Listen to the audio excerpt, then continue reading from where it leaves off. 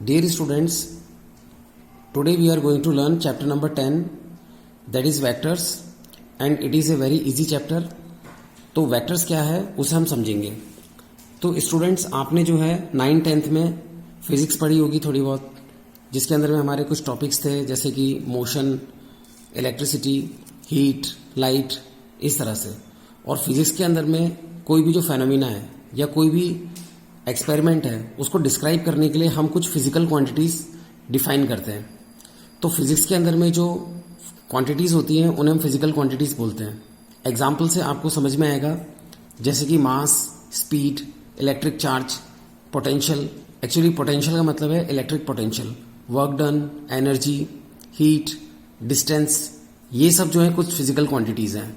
और यहाँ पर भी कुछ फिजिकल क्वांटिटीज लिखी हुई है, जैसे कि force, velocity, acceleration, momentum, displacement, electric field, weight और जी, जिसको कि हम एक्सेलरेशन ड्यू टू ग्रेविटी बोलते हैं. तो ये जो फिजिक्स के अंदर में ये जो क्वांटिटीज होती हैं इन्हें हम बोलते हैं फिजिकल क्वांटिटीज.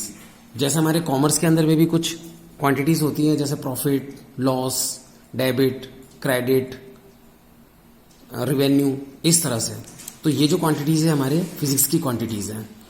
तो इसके अंदर में हम ये ऑब्जर्व करते हैं कि कुछ फिजिकल क्वांटिटीज को डिस्क्राइब करने के लिए डायरेक्शन की भी जरूरत पड़ती है, और कुछ फिजिकल क्वांटिटीज को डिफाइन करने के लिए डायरेक्शन की जरूरत नहीं पड़ती है. इधर जो कॉलम में क्वांटिटीज लिखी हैं इनके अंदर में डायरेक्शन की कोई जरूरत नहीं है, जबकि इधर पे जो फिजिकल क्वांटिटीज लिखी हैं इनको डिस्क्राइब करने के लिए डायरेक्शन की भी जरूरत है. भले ही हम इसको डिस्क्राइब कर रहे हों या एक्चुअली में ये चीजें हैपन हो रही हों, तो भी जो है इनके अंदर में हमें डायरेक्शन की जरूरत पड़ती है. मैं आपको समझाता हूं कैसे. सपोज करो फोर्स है. फोर्स का मतलब होता है किसी भी चीज को अगर हम धक्का देते हैं या हम हमारी तरफ खींचते हैं तो इसका मतलब है कि हम उस पर फोर्स अप्लाई कर रहे हैं. फोर्स जो है वो कोई नॉन लिविंग थिंग भी अप्लाई कर सकती है. जैसे हमारी गाड़ी का इंजन है, तो हमारी जो गाड़ी का इंजन है वो भी जो है फोर्स अप्लाई करता है, जिस वजह से हमारी गाड़ी जो है चल पाती है. तो आप है ना कोई भी ऐसी चीज को ऑब्जर्व करेंगे, चाहे वो हम हो चाहे कोई इंजन हो जो कि फोर्स अप्लाई कर रहा है, तो फोर्स की ना एक पर्टिकुलर डायरेक्शन होती है. बिना डायरेक्शन के फोर्स नहीं हो सकता है. ठीक है.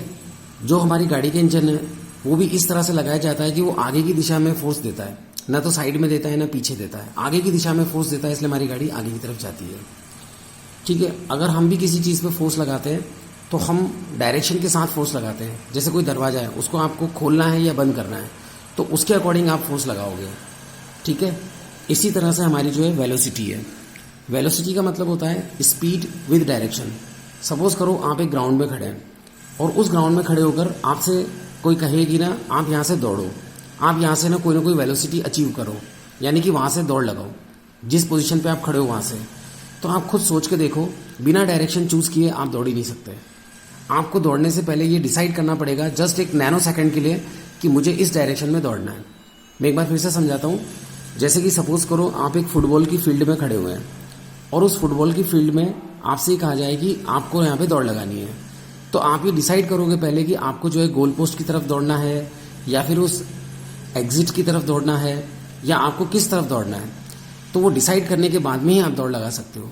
इसीलिए वेलोसिटी जो है वो भी एक वेक्टर क्वांटिटी है, और वेलोसिटी का जो रेट ऑफ चेंज है वो है एक्सेलरेशन, तो वो भी जो है एक वेक्टर क्वांटिटी है. मोमेंटम का मतलब होता है मास इनटू वेलोसिटी. तो वेलोसिटी चूंकि एक वेक्टर क्वांटिटी है, तो जब उसमें मास मल्टीप्लाई करके मोमेंटम निकालते हैं तो ये भी जो है वेक्टर क्वांटिटी है. डिस्प्लेसमेंट भी वेक्टर क्वांटिटी है. इलेक्ट्रिक फील्ड जो है ये भी वेक्टर क्वांटिटी है. वेट, ये भी हमारा जो है वेक्टर क्वांटिटी है, क्योंकि वेट होता है mass into G. F is equal to होता है एम इंटू जी. तो एफ जो है वो भी एक फोर्स है और वेट भी जो है हमारा एक फोर्स है. तो वेट भी जो है वो मास इंटू जी होता है, जो कि एक वेक्टर क्वांटिटी है. जी का मतलब यहां पर होता है एक्सेलरेशन ड्यू टू ग्रेविटी. एक चीज आप यहां पे क्लैरिफाई कर लो, एक्सेलरेशन जो है वो होता है rate of change of velocity. तो एक्सेलरेशन भी एक है ना वेक्टर क्वांटिटी है. उसके बाद में जो डिस्प्लेसमेंट है, जनरली हम इसको यूज करते हैं ज्यादातर वेक्टर को डिस्क्राइब करने के लिए, वेक्टर की कोई भी प्रॉपर्टी को डिस्क्राइब करने के लिए. अब ये डिस्प्लेसमेंट क्या है. सपोज करो एक प्लेन ग्राउंड है या फिर कोई फील्ड है. उस फील्ड के अंदर में एक पर्सन जो है वो ए वाले पॉइंट पे खड़ा था. ठीक है. अब वो ए वाले पॉइंट से जो है मूव होकर इस तरह से वो यहाँ से इधर गया इधर गया इधर गया, ऐसे घूमते घामते घूमते घामते घूमते घामते बी वाले पॉइंट पे चला गया। तो जब वो बी वाले पॉइंट पे पहुंच गया तो ये जो बी पॉइंट है उसकी फाइनल पोजीशन है और ए पॉइंट जो है उसकी इनिशियल पोजीशन है। तो इन दोनों पोजीशन के बीच में ये जो स्ट्रेट लाइन डिस्टेंस है, इस स्ट्रेट लाइन डिस्टेंस को हम लोग बोलते हैं डिस्प्लेसमेंट। ठीक है, एक बार मैं फिर से समझाता हूँ कि एक पर्सन है ना, पहले ए पे था, तो ए उसकी ना इनिशियल पोजीशन है, शुरुआत में वो यहाँ पे था। उसके बाद में वो घूमते घामते जो है बी पॉइंट पे चला गया और बी पॉइंट पे जाके रुक गया। तो बी उसकी जो है फाइनल पोजीशन है। इन दोनों पोजीशन को अगर हम एक स्ट्रेट लाइन से ज्वाइन करते हैं तो ये जो स्ट्रेट लाइन से हमने ज्वाइन किया है ये उसका डिस्प्लेसमेंट है। तो डिस्प्लेसमेंट जो है वो इनिशियल पॉइंट को फाइनल पॉइंट से ज्वाइन करने वाला लाइन सेगमेंट है। अब इस लाइन सेगमेंट के बारे में आप देख सकते हैं कि ये ना एक सीधी डायरेक्शन में जा रहा है, तो इसकी ना एक डायरेक्शन है और इसकी ना एक कोई लेंथ भी है। तो इसके अंदर में लेंथ भी है और डायरेक्शन भी है, तो इस वजह से ये जो है वेक्टर है। तो कोई बच्चा यहाँ पे डाउट पूछना चाह सकता है कि सर वेक्टर के अंदर में लेंथ और डायरेक्शन दोनों होती है, तो उसका आंसर है, बहुत ही अच्छा डाउट पूछा आपने, यस, वेक्टर के अंदर में लेंथ भी होती है और डायरेक्शन भी होती है। तो इस तरह से हम इसको जो है डिस्क्राइब कर सकते हैं। उसके बाद में जो है ये डिस्प्लेसमेंट हमारा एक वेक्टर क्वांटिटी है, और जबकि ये घूमते घामते ये जो डिस्टेंस उसने ट्रेवल किया था जो कि काफ़ी ज़्यादा होगा, डिस्प्लेसमेंट तो सीधा डिस्टेंस है तो कम होगा, और ये इस तरह से जो कर्व के ऊपर में गया है, तो कर्व का ये जो पूरा डिस्टेंस हम निकालेंगे इसको हम बोलेंगे डिस्टेंस। और डिस्टेंस जो है वो एक वेक्टर क्वांटिटी नहीं है, क्योंकि इसके अंदर में जो है जो डायरेक्शन है वो सही से डिफाइंड नहीं है। डायरेक्शन जो है हमेशा ही चेंज हो रही है, कभी इधर जा रहा है, फिर इधर मुड़ गया, फिर इधर मुड़ गया, फिर यूँ गोल घूम गया। तो डायरेक्शन इसके अंदर में जो है डिफाइंड नहीं हो सकती है। तो डिस्टेंस, ये जो कर्व वाला पाथ है इसको हम डिस्टेंस बोलेंगे, और ये एक वेक्टर क्वांटिटी नहीं है। तो जो वेक्टर क्वांटिटी नहीं होती है उसको हम बोलते हैं स्केलर। तो मैं यहाँ पे लिख देता हूँ, वेक्टर क्वांटिटी जो नहीं होती है उसको हम लोग क्या बोलते हैं, उसको हम लोग बोलते हैं स्केलर। तो उसको हम स्केलर क्वांटिटी बोलते हैं। स्केलर वर्ड जो है वो बना है स्केल शब्द से। स्केल का मतलब होता है केवल मेजर करना, डायरेक्शन से कोई मतलब नहीं है। तो यहाँ पर ये कुछ फिजिकल क्वांटिटीज़ हैं, जैसे कि मास। ठीक है, मास का मतलब होता है amount of matter contained in a body. ठीक है, एक बॉडी के अंदर में कितना मैटर है। तो मास जो है वो एक अलग चीज़ है, वेट जो है वो एक अलग चीज़ है। वेट बराबर होता है mass into acceleration due to gravity. तो चूंकि जी जो है वो वेक्टर है, तो ये वेट भी जो है वो एक वेक्टर आता है। वेट एक तरह का फोर्स होता है। यहाँ पे फोर्स का मतलब ये है कि जिस फोर्स से धरती आपको नीचे की तरफ खींचती है ना, वो वेट है। जबकि मास का मतलब होता है कि मैटर कितना कंटेंट है। तो किसी भी ऑब्जेक्ट में मैटर कितना कंटेंट है वो तो एक स्केलर क्वांटिटी होगी ना, उसमें डायरेक्शन का क्या लेना देना है, उसमें डायरेक्शन का कोई लेना देना नहीं है। आप किसी ईंट के अंदर में कितना मैटर है वो किसी भी डायरेक्शन में मेजर करो सेम ही आएगा। तो ये इसीलिए इसमें डायरेक्शन की कोई ज़रूरत नहीं है, तो ये एक स्केलर क्वांटिटी है। इसी तरह से हमारा आता है स्पीड। स्पीड जो है उसका मतलब होता है distance travelled divided by time taken. Suppose करो आपने जो है, जैसे आपने इस वाले के अंदर में वो व्यक्ति जो है वो यहाँ से चलकर घूमते घामते यहाँ पहुँच गया। तो सपोज करो उसने 300 मीटर का डिस्टेंस ट्रैवल किया और उसको जो है 30 सेकंड लगे हो। तो 300 मीटर डिवाइडेड बाय 30 सेकंड, इन दोनों को हम डिवाइड करेंगे तो 10 मीटर पर सेकंड उसकी स्पीड आ जाएगी। स्पीड के अंदर डायरेक्शन का, पाथ का कोई लेना देना नहीं है। तो स्पीड सीधे सीधे होता है distance travel divided by time taken. इसमें भी डायरेक्शन नहीं आती है, तो चूंकि डायरेक्शन नहीं आती है इसको हम एक स्केलर क्वांटिटी बोलते हैं।